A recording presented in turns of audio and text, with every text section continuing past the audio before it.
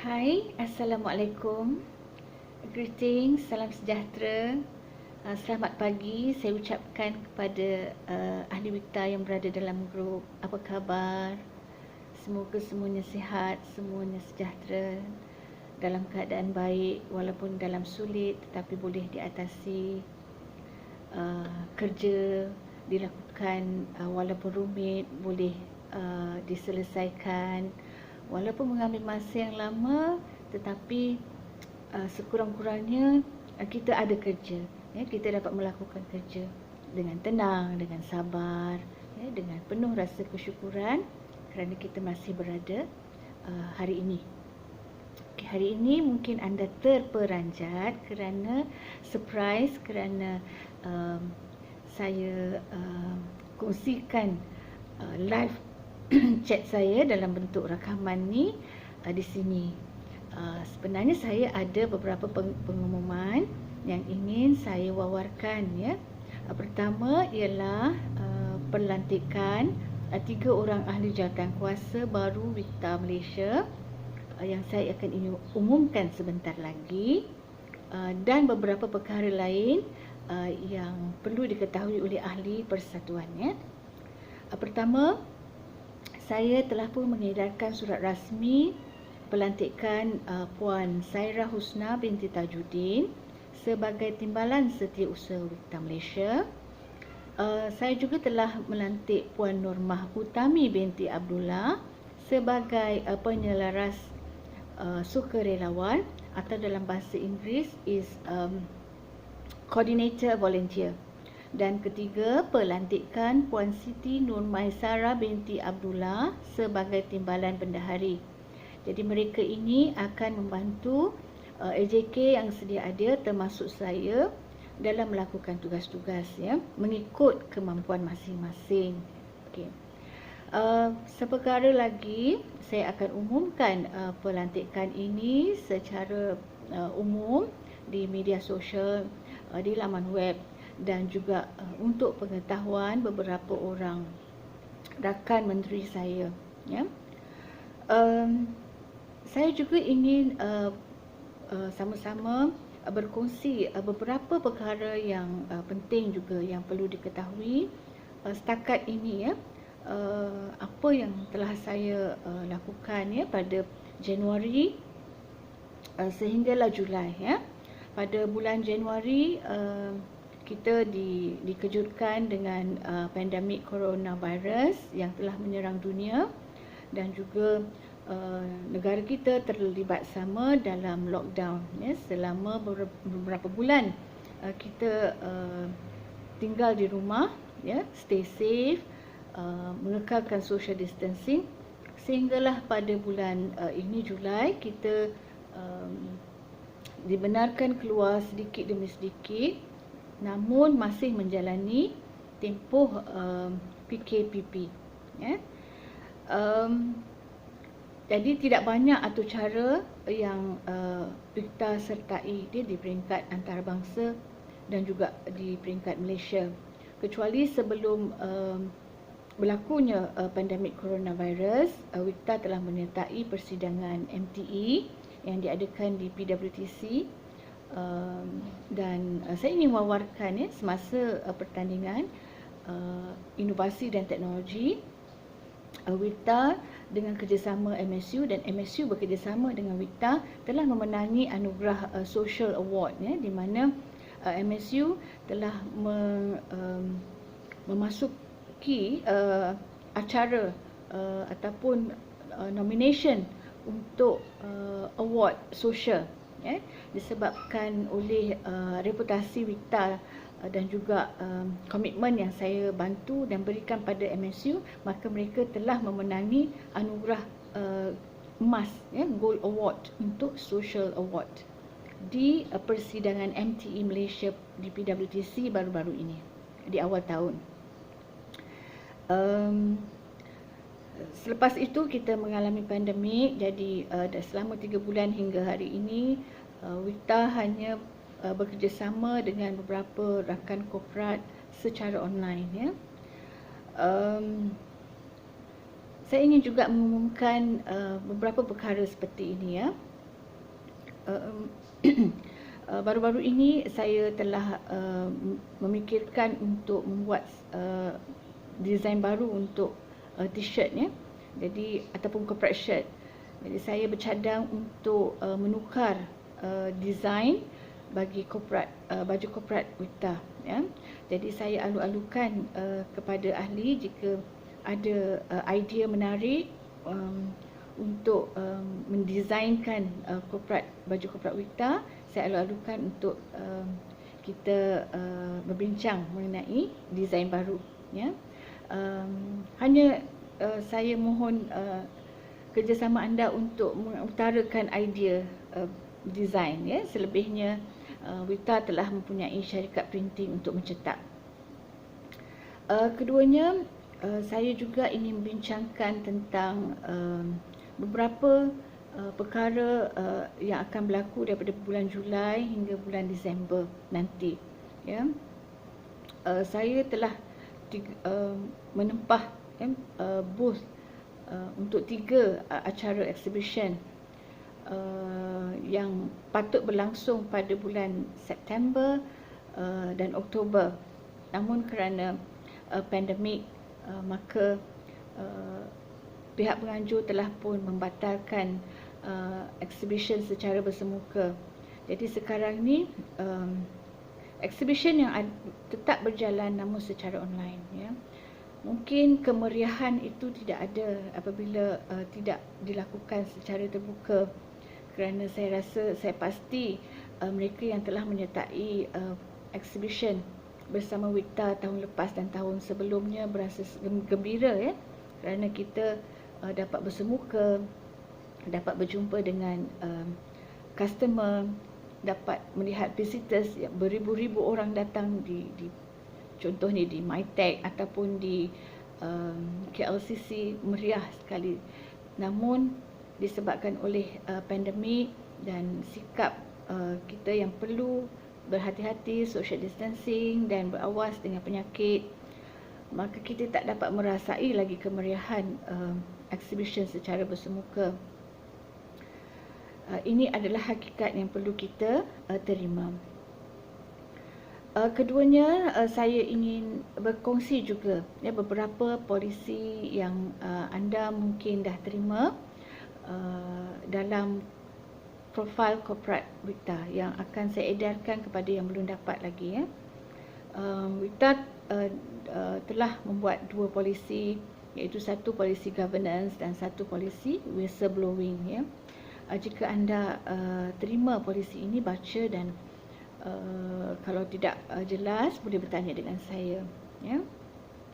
Mungkin kepada AJK baru saya perlu beritahu bahawa sedikit tentang polisi governance ataupun urus takbir, polisi urus takbir, di mana salah satunya ialah setiap yang kita lakukan ya, AJK terutama serta ahli yang berdaftar secara rasmi, apa pun yang kita lakukan dalam sesebuah persatuan atau pertubuhan perlu mengikut tata cara peraturannya dan undang-undang, dan setiap yang kita lakukan perlu telus, makna transparansi kena ada. Apa yang kita buat, kita beritahu. Kalau perlu beritahu secara umum, beritahu secara umum. Okey, beberapa perkara yang kita lakukan tu adalah aktiviti yang kita buat dalam persatuan, yang mana bukan untuk diri sendiri tetapi untuk kebajikan ahli serta masyarakat. Mengenai polisi whistleblowing, saya rasa perkataan whistleblowing tu dah mudah difahami, iaitu apabila kita bercakap secara cetak, bila kita menaik komen kita ya, pastikan dia tidaklah menyentuh perasaan sesiapa atau menyalahi undang-undang. Jadi Wita telah membuat satu peraturan di mana kalau anda bercakap di bawah payung Wita, under the flag of Wita, perlulah berhati-hati agar tidak menyalahi undang-undang. Kalau bercakap bagi mewakili diri sendiri, tak apa ya, anda bebas bercakap apa saja di media sosial, untuk diri sendiri, untuk kepuasan diri, anda bebas bercakap apa saja. Tapi Wita telah menekankan kalau nak bercakap berkenaan dengan persatuan ataupun yang sedikit terlibat dengan Wita, berhati-hati dan rujuk dengan saya dahulu. Ya. Jadi ini mungkin ya, kalau sedikit sebanyak yang kita cakap pasal Wita secara verbal ataupun tulisan ya, ini akan memberi gambaran kepada orang luar, kepada masyarakat bagaimana Wita, bagaimana ahlinya ya. Satu lagi perkara yang saya nak kongsi lagi ya, tentang pelantikan AJK baru saya ini. Ketiga-tiga mereka adalah suri rumah ya, dan tentulah semuanya ya, kesibukan ya, menguruskan anak yang ada suami menguruskan suami, yang tak ada suami menguruskan anak. Jadi saya faham ya, kebajikan kepada AJK, kebajikan kepada ahli. Jadi kalau sebenarnya apa yang saya ingin sampaikan di sini, iaitu kita semua AJK ataupun ahli mempunyai kewajipan. Sebagai individu ada kewajipan masing-masing. Namun bila berada dalam persatuan, kita tentu prihatin melihat ahli ya, yang serba kekurangan.